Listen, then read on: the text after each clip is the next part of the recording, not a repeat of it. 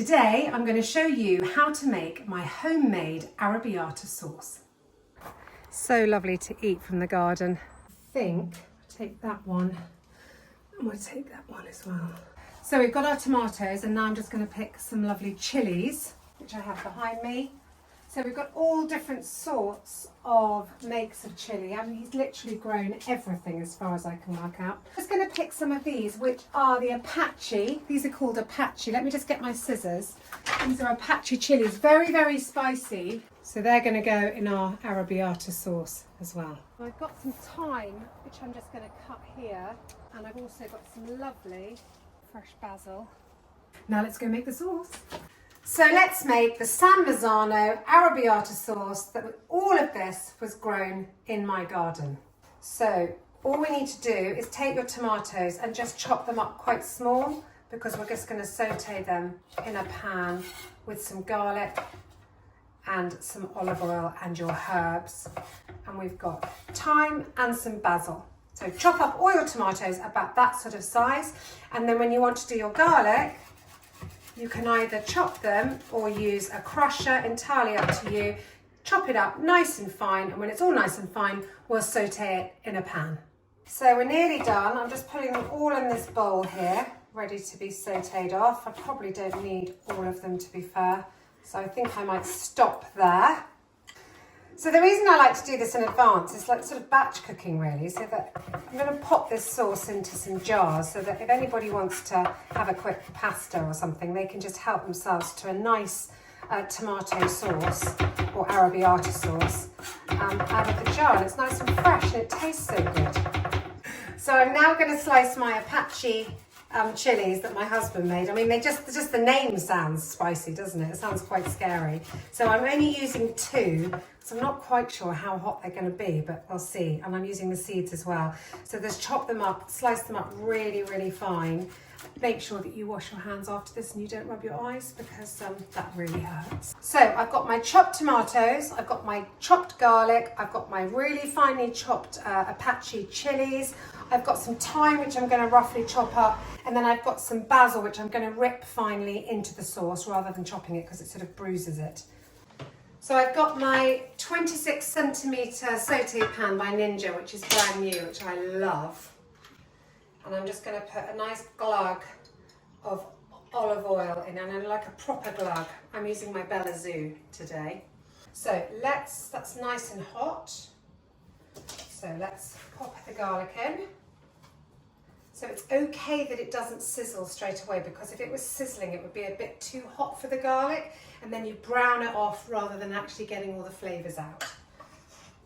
As soon as you see it going brown, either take it off the heat and definitely turn the heat down. I'm going to take that off a little bit, and then I'm just going to because the pan is still hot, don't forget, so it'll just keep sizzling away for a bit. And you see it's starting to sort of look slightly translucent now. So I've just added the chilli. I've got all the chilli seeds in there, so it's going to be pretty spicy. Now, you can see that bubbling away now. Now add your tomatoes. Look at all of those beautiful tomatoes. Give that a good stir, and then put that on a medium heat and let that simmer down for about 15-20 minutes. I'm going to add a little bit more olive oil.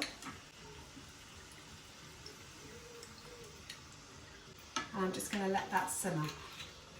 So I'm going to add some salt to this as well. We can add a bit more later, but just some salt in there, and also a nice generous amount of pepper. And then I'm going to add the thyme as well. I'm going to add the basil a little bit later. Give that a good stir. There we go. With the basil, it doesn't matter about the stalks, but just whip it in. So little bits, but rip it in, because it's just sort of nicer than actually cutting it. I wish you could smell this right now. I mean, every single thing. Luckily, I'm very lucky that my husband is very good at growing things, because I am not. The basil he grew, the tomatoes he grew. The only thing he didn't grow is the olive oil, and he's working on that. I'm just going to give it a taste. I think I'm just going to add a little bit of sugar. maybe just, let's say, a tablespoonful of sugar, just to give it that sweetness, but it tastes amazing. So I think we're there, because you can see all of the tomatoes have nicely sort of pulped down.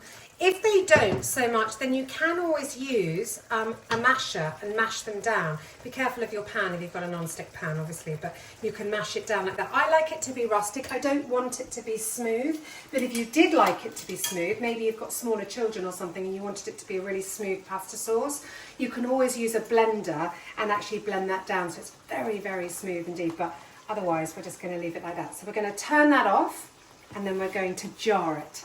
So my sauce is done and I'm now just going to pop it into my jars for later on.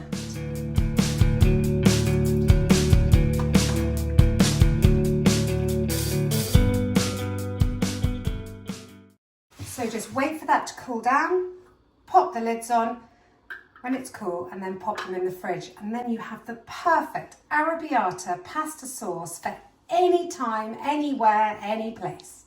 Thanks for watching, and if you love my cookery videos, please don't forget to click the subscribe button.